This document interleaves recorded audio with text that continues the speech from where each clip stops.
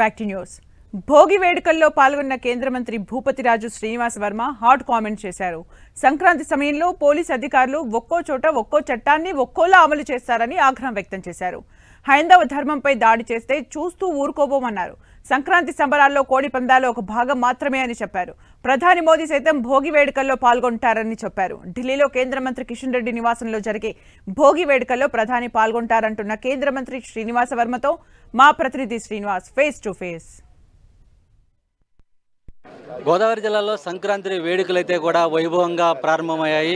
భోగి పర్వదినాన్ని వెంప గ్రామంలో కేంద్ర మంత్రి భూపతిరాజు శ్రీనివాస్ వర్మ ప్రారంభించడం జరిగింది. ప్రత్యేకించి వేలాది మంది ప్రజల మధ్య భోగి మంటనైతే కూడా ఆయన వెలిగించి భోగి పండుగను ప్రారంభించారు. ప్రస్తుతం మనతో కేంద్ర మంత్రి ఉన్నారు.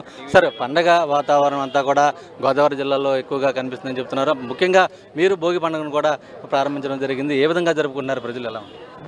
హైందవ సాంప్రదాయంలో సంక్రాంతి పండుగ యొక్క ప్రాముఖ్యత చాలా ఎక్కువ. ఈ రైతులకు సంబంధించినటువంటి పండుగ, గ్రామీణ ప్రజలు చేసుకునేటువంటి పండుగ, అన్నిటికీ మించి సంస్కృతి సాంప్రదాయాలకి పెద్దపీట వేసేటువంటి పండుగ. అందులో భాగంగా ఈవేళ వెంప గ్రామంలో పెద్ద ఎత్తున భోగి మంటన ప్రారంభించడం ద్వారా సంక్రాంతి సంబరాలు ప్రారంభమయ్యాయి. వెంప గ్రామానికి సంక్రాంతి వేడుకలు నిర్వహించడంలో రాష్ట్రంలోనే ఒక ప్రత్యేకమైనటువంటి స్థానం ఉంది. అందుకే నేను మొట్టమొదటిగా కేంద్ర మంత్రి అయ్యాక మొట్టమొదటి భోగి వేడుకల్లో వెంప గ్రామంలో పాల్గొనడానికి నేను ఈవేళ రావడం జరిగింది. మరి సంక్రాంతి పండుగ అందరి ఇళ్లలోనూ కూడా వెలుగులు నింపాలని ఆకాంక్షిస్తున్నాను. సార్, తెలుగు సంస్కృతి సాంప్రదాయాలను ఢిల్లీ వరకు కూడా జరుగుతుంది. రేపు ఢిల్లీలో కూడా పెద్ద ఎత్తున సంక్రాంతి జరగబోతున్నాయి. ఎవరెవరు పాల్గొన్నారు? ఢిల్లీలో భోగి మంటని సీనియర్ కేంద్ర మంత్రి శ్రీ కిషన్ రెడ్డి గారు ఈ వేడుకలకి ప్రధానమంత్రి గారిని ఆహ్వానించడం జరిగింది. భోగి మంటని ప్రారంభించడం ద్వారా సంక్రాంతి వేడుకను ప్రారంభిస్తున్నారు. దీనివల్ల ఏంటంటే తెలుగు రాష్ట్రాలకి ఢిల్లీలో ఒక చక్కటి గుర్తింపు వచ్చేటువంటి పరిస్థితి. సాక్షాత్తు ప్రధానమంత్రి భోగి మంటను ప్రారంభించడం, క్యాబినెట్ మంత్రులందరూ కూడా అక్కడ పాల్గొనడం, వివిధ రాష్ట్రాలకు సంబంధించిన గవర్నర్లు, కొంతమంది సీనియర్ జడ్జిలు కూడా అక్కడ పాల్గొనడం, రాజకీయాలకు అతీతంగా ఇది ఒక మంచి సాంప్రదాయం, మంచి ఆరంభం. ఖచ్చితంగా రేపు జరిగేటువంటి కార్యక్రమం ఒక తెలుగు రాష్ట్రాల ప్రజలకు సంబంధించి ఒక మంచి అనుభూతి. సరే, సంక్రాంతి సంబరాలకు సంబంధించి కూడా అధికారులు కొన్ని ఆంక్షలు అయితే కూడా విధిస్తున్నారు. ప్రజలను ఇబ్బంది పడుతున్న పరిస్థితులు అయితే కనపడుతున్నాయి. ఏ విధంగా చూడండి? ఇది ఊరికే ఇదేంటి పనికిరాని అడావిడ అంటాం కదా. మనం ఎక్కడా కూడా అసాంఘిక కార్యకలాపాలని కానీ జోదాలను కానీ ప్రోత్సహించేటువంటి పరిస్థితి ఉండకూడదని మేము చెప్తాం. అయితే ఇది ఒక అనాదిగా ఈవేళ తమిళనాడులో జల్లికట్టు ఏదైతే ఉన్నదో ఈ విధమైనటువంటి ప్రయత్నం తమిళనాడులో జరిగినప్పుడు కోర్టులు తీర్పునిచ్చాయి.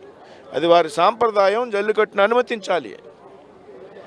కాకపోతే దురదృష్టవశాత్తు ఈ రాష్ట్రంలో ప్రతి సంవత్సరం కూడా సంక్రాంతి వచ్చేటప్పటికి లేనిపోని హడావుడి.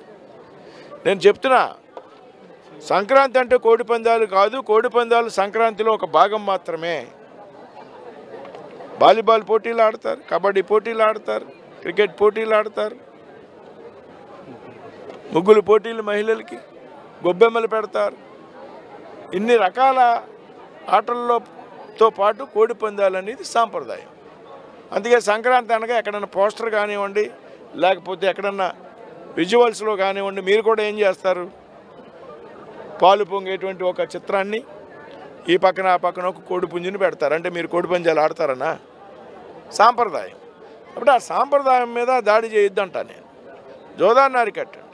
సాంప్రదాయం మీద దాడి చేస్తే అది హైందవ జాతి ఒప్పుకునేటువంటి పరిస్థితి లేదంట. ఇది హైందవ జాతి యొక్క ఆత్మాభిమానానికి సంబంధించినటువంటి విషయం. దాకా చెప్తున్నా, గతంలో దాడులు జరుగుతున్నాయి, ఎవడు పట్టించుకునే నాదులు లేడు. కాబట్టి ఈ రకమైనటువంటి ప్రయత్నాలు చేయడం అనవసరం.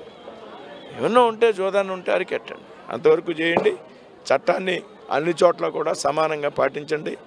ఇష్టమైన చోట ఒక చోట, ఇష్టం లేని చోట ఇంకో చోట అనేది మంచి పద్ధతి కాదని అధికారులకు చెప్తున్నారు. మొన్న ప్రధానమంత్రి గారు ఏపీ పర్యటన సందర్భంగా విశాఖ పర్యటనలో రాష్ట్రానికి అనేక రకాల వరాలు ప్రకటించడం జరిగింది. ఇంకా ఏ విధంగా ఉండబోతుంది ఏపీ అభివృద్ధి? చాలా చక్కటి మద్దతు ఆంధ్ర రాష్ట్ర ప్రభుత్వానికి ఇవ్వబోతూ ఉంది. గతంలో అమరావతి అభివృద్ధికి ఇచ్చారు, పోలవరానికి ఇచ్చారు, అమరావతి రైల్వే లైన్ నిర్మాణానికి ఇచ్చారు, ఇప్పుడు 2 లక్షల కోట్లు ఇచ్చారు. మరి భవిష్యత్తులో బీపీసీఎల్ రిఫైనరీ రాబోతుంది రామాయపట్నం దగ్గర. ఇవన్నీ ఆంధ్రప్రదేశ్ అభివృద్ధి చేయాలని కేంద్ర ప్రభుత్వం యొక్క ఆలోచన ఆకాంక్ష పెద్ద ఎత్తున అభివృద్ధి జరుగుతుంది ఈ రాష్ట్రం. ఇది మొత్తానికి అటు సంక్రాంతి సంబరాలు పేరుతో పెద్ద ఎత్తున గోదావరి జిల్లాలో జరుగుతున్న ఉత్సవాల్లో అటు కేంద్ర మంత్రి కూడా పాల్గొనడం జరిగింది. రాబోయే రోజుల్లో ఏపీ అభివృద్ధికి కేంద్ర ప్రభుత్వం కట్టుబడి ఉంది. ఈ సంక్రాంతి నుంచి అన్నీ కూడా శుభాలే చేకూరుతాయి. అయితే హైందవ ధర్మం పైన జరుగుతున్నటువంటి దాడులను అరికట్టాల్సిన అవసరం ఉంది. అందుకోసం తాను కృషి చేస్తానని చెప్పి కూడా కేంద్ర మంత్రి శ్రీనివాస్ వర్మ స్పష్టం చేస్తున్న పరిస్థితి. వీడియో ప్రసాద్తో శ్రీనివాస్, 10 టీవీ, భీమవరం, ఎంప గ్రామం నుంచి.